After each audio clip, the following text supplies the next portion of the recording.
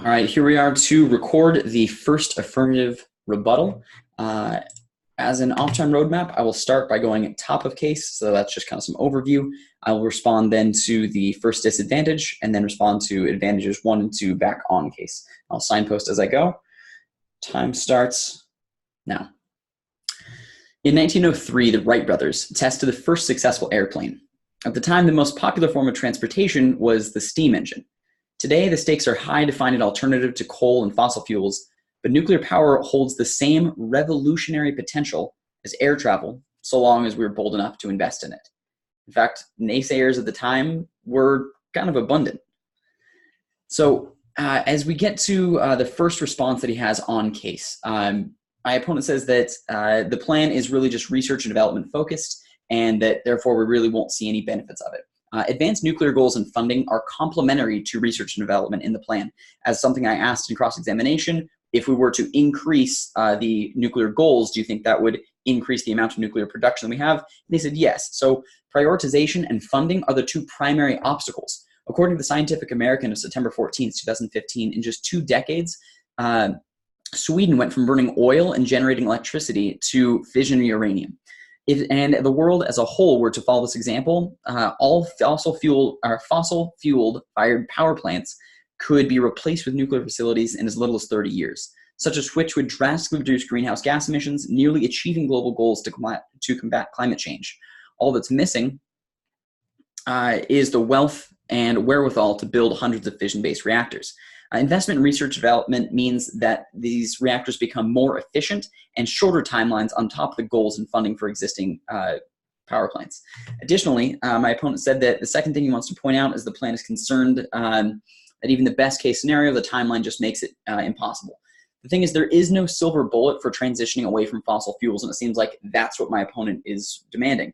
But nuclear is our closest bet. So nuclear power already produces 20% of the nation's electricity since 1990 and 55% of its carbon-free energy. Second, the US already has multiple fast neutron reactors under development, and thorium reactors exist around the world. So this is actually closer than it sounds and very possible. It's already functioning. This isn't just some fairy tale that we're telling.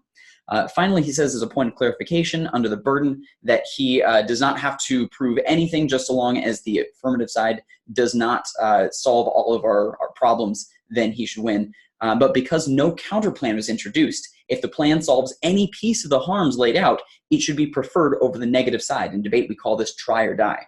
So vote for the plan because it actually does something. Let's move on to the disadvantage number 1. He says basically that, thorium reactors are way too dangerous because they produce U-233, which can be used for weapons. But actually, I'm going to turn this. Thorium fuel does produce U-233, but that fissile material is contaminated with U-232, which makes the U-233 unweaponizable without significant purification and radiochemistry work. This comes from the Bulletin of Atomic Workers. Moreover, the combined unweaponizable U-233 and U-232 combination makes an advantage part of the thorium MSR. Fast neutron reactor processes means it actually breaks down more of that energy or more of that fuel that would otherwise be spent.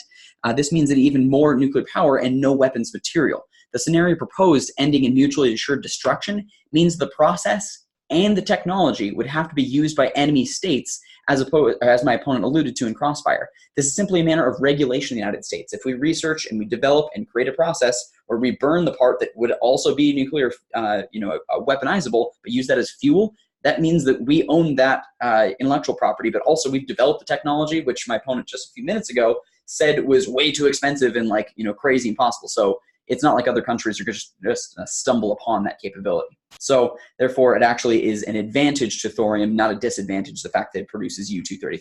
But going on to response to advantage number 1, my opponent says that MSRs, that molten salt reactors, and that basically nuclear will never prevent the 1.5 to 2 degree increase. We're already past the point of no return. So what I have to say is, besides this being terribly bleak defeatism, it is actually factually incorrect. According to the study published by scientists from Oxford and Utrecht that modeled current emissions comparisons to the Paris Climate Accords, 1.5 to 2% goal caps, and the point of no return is only passed if no changes in the world were made to combat carbon emissions.